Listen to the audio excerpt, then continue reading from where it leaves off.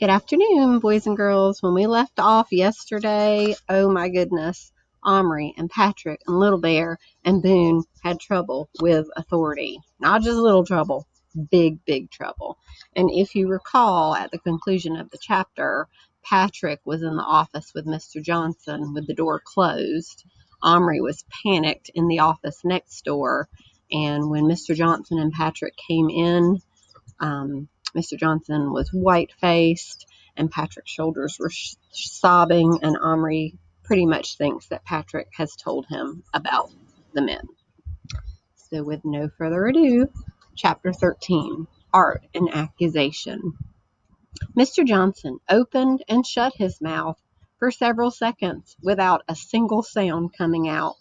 At last he croaked, "Mrs. Hunt, I'm afraid I'm unwell. I'm going home to bed. Will you take charge of this child?" His voice dropped to a mumble like an old man's. Omri just caught the words, "back to their lessons." Then Mr. Johnson let go of Patrick's arm, turned, walked most unsteadily to the door, and then put his hand on it and swayed like he might fall over. Why is Mr. Johnson stumbling and swaying and talking like an old man? And why did he tell Mrs. Hunt to take the boys back to class instead of calling their parents? "Mr. Johnson," said Mrs. Hunt in a shocked voice, "shall I call a taxi?" No, I'll be all right." And the principal, without looking back, tottered into the corridor. "Well," exclaimed Mrs. Hunt, "whatever have you been doing to that poor man?" Neither of the boys answered. Omri was staring at Patrick, or rather, at his pocket. Patrick's shoulders were heaving, and he was not looking at anyone. Mrs. Hunt was obviously flummoxed.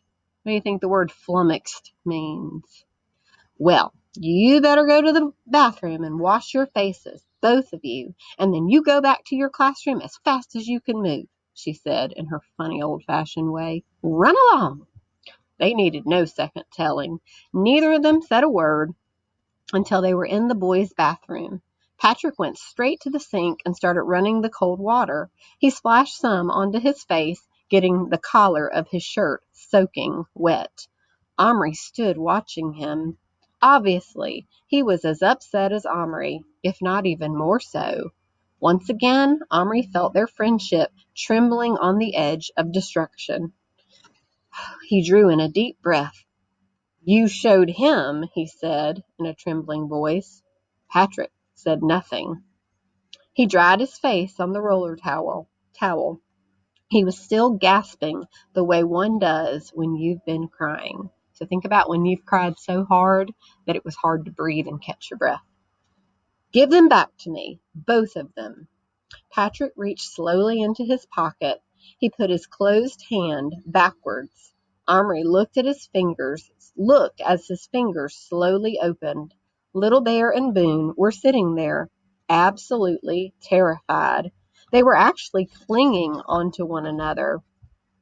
Even Little Bear was hiding his face, and they were both trembling. With infinite slowness and care, so as not to frighten them more, Omri took them into his own hand. "It's all right," he said, bringing them near to his face. "Please, it's all right."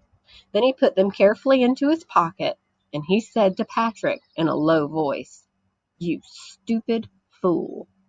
Patrick turned. His face gave Omri more of a jolt than Mr. Johnson's had. It was white and mottled in red, and his eyes were swollen. "I had to," he said. "I had to. He'd have called my dad. They'd have made me tell in the end.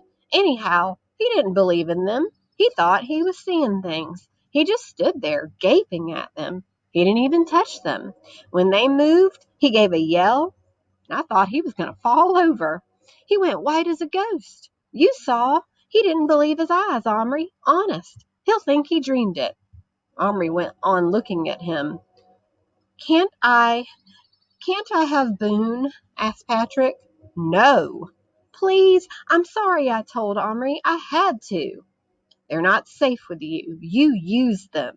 They're people. You can't use people. Patrick did not ask again. He gave one more hiccuping sob, and out he went. Omri took the little men out of his pocket again, and he lifted them to his face. Boone was lying flat on his tummy, holding his big hat over his ears, as if trying to shut out the entire world. But Little Bear stood up. "Big man shout! Give fear!" he said. "Small ears! Big noise! No good!" "I know, I'm sorry," said Omri, "but it's okay now. I'm going to take you home." "What about wife?" His promise. Omri had forgotten all about that. Another Indian? Another live little person to worry about? Omri had heard about people going gray-haired almost overnight if they had too much worry. He felt it might easily happen to him. He thought back to the time, just a few days ago, when all of this had started, and he had fondly imagined it was going to be the greatest fun anyone had ever had. Now he realized it was more like a nightmare. But Little Bear was looking at him challengingly. He had promised. "Right after school," he said, "we'll go to the shop." There was still another hour of lessons to get through. Fortunately, it was 2 periods of art. In the art room, you could go away into a corner, and you could even sit with your back turned to the teacher if you wanted. Omri went to the farthest and darkest corner. "Omri, don't try to draw there," said the art teacher. "You're in your own light. It's bad for your eyes." "I'm going to draw something huge anyway," said Omri. All the others sat near the long windows. He was quite alone, and if the teacher approached him, he would hear her feet on the bare floor. He suddenly felt that he must. He simply must get a little fun out of this somehow. He cautiously fished Little Bear and Boone out of his pocket. They stood on the sheet of white drawing paper as if they were on a large stretch of snow, and they looked around them. "This school place?" asked Little Bear. "Yes." "Shh." "Sure don't look like the school I went to," said Boone. "Where's the rows of desks? Where's the slate and a bit of chalk? Why ain't the teacher talking?" "We're doing art. We can sit where we want. She doesn't talk much. She just lets us go on with it," replied Omri, in the softest whisper he could possibly manage. "Art, eh?" said Boone. "Say, that was my best subject. I was always top in art. Only thing I was any good at. Still draw mite when I gets a chance, if nobody ain't around to laugh at me." He reached into the pocket of his own tiny jeans, and he fished out a stub of a pencil, almost too small to see. "Can I draw a mite on your paper?" he asked. Omri nodded. Boone strode over to the very center of the paper, looked all around at the white expanse stretching away from him in every direction, and he gave a deep sigh of satisfaction. And then he knelt down and he began to draw. Little Bear and Omri watched. From the microscopic point of Boone's pencil, there developed a most amazing scene.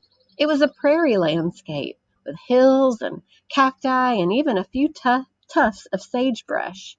Boone sketched in, and with sure strokes, some wooden buildings, such as Omri had often seen in cowboy films.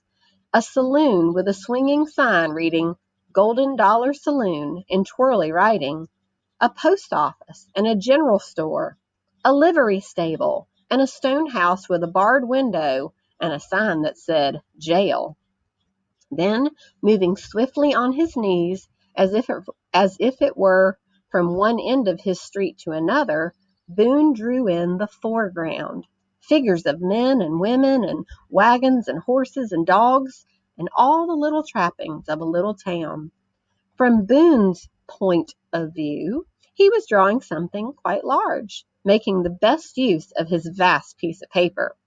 But from Omri's point of view, the drawing was minute, perfect in its details, but smaller than any human hand could possibly have made.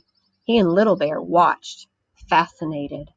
"Boone, you're an artist," Omri said. when Boone had made the mud on the unpaved street look real. Little Bear just grunted. But, but not like real place. Boone didn't trouble to answer. In fact, he was so absorbed he probably didn't hear. But Omri frowned. Then he understood. Of course, Boone's town was part of an America that was not thought of during Little Bear's time. Boone, he said, what year is it in your town, in your time? Last time I saw a newspaper, it was 1889, said Boone. There, that's my drawing. Not bad, huh? It's absolutely brilliant, said Omri. Omri! Ooh, Omri jumped. His two hands instantly cupped themselves over the two little men. From the other side of the room, the teacher said, I see it's no use trying to stop you from chattering. You even do it when you're alone. Bring me your picture. For a moment, Omri hesitated, but it was too marvelous to be passed up. He scooped them into his pocket, and he picked up the sheet of paper. For once, he wouldn't stop to think. He would just enjoy himself. He carried Boone's drawing to the teacher and put it innocently into her hand. What happened next made up for a good deal of the worry and general upset the men had caused him. First, the teacher just glanced. At a glance, the drawing in the middle of the paper looked just like a scribble or even a smudge. I thought you said you were going to do something huge, she said. This isn't much more than a...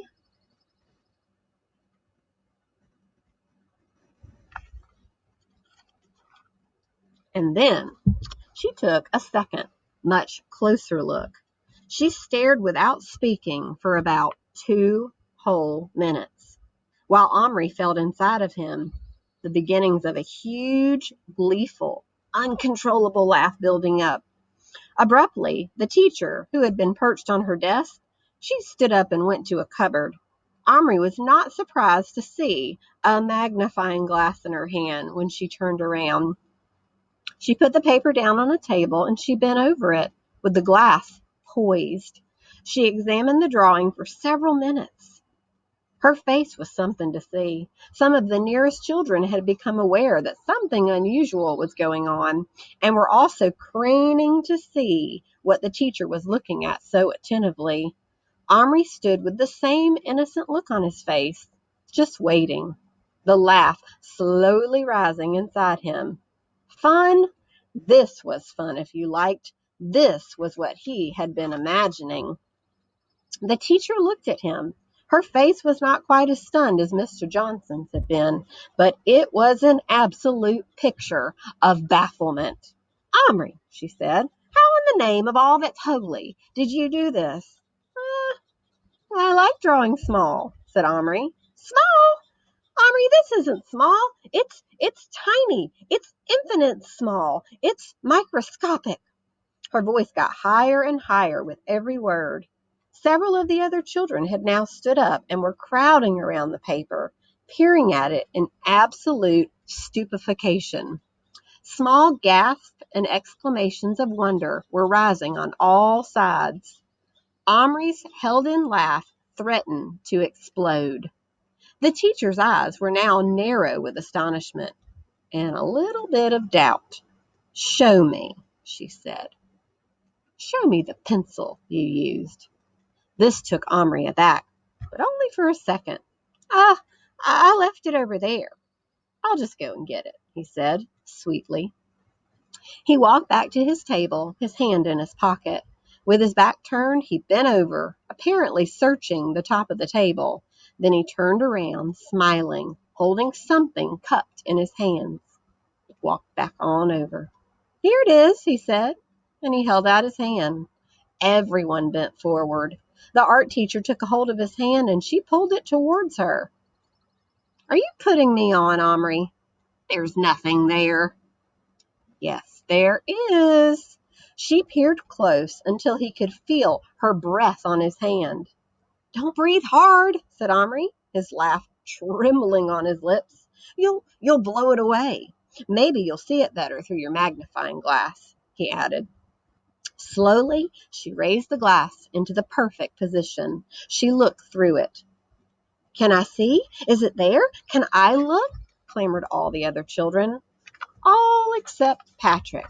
He was sitting by himself, not paying attention to the crowd surrounding Omri. The art teacher lowered the glass, and her eyes were dazed. I don't believe it. It's there. How did you pick it up? Ah, well, that's a bit of a secret method I have, said Omri. Yes, she said. Yes, it must be. And you wouldn't feel like telling us? No, said Omri. His laugh was on the verge. It was going to burst out. May I be excused? Yes, she said. Go on. He took the drawing back and he tottered to the door. He managed to just get outside before the laugh blew out of his mouth. But it was so loud, so overpowering, that he was obliged to go right out onto the playground. There he sank onto a bench and he laughed and laughed until he felt weak. Her face! He had never enjoyed anything so much in his whole life. It had been worth it. And that is not the end of the chapter, but it's a good stopping place for a long chapter. So I want you to think about the laugh that was bubbling up inside Omri and how hard it was to hold it back and why he felt like laughing in the first place. And we'll continue that chapter tomorrow. Have a great day.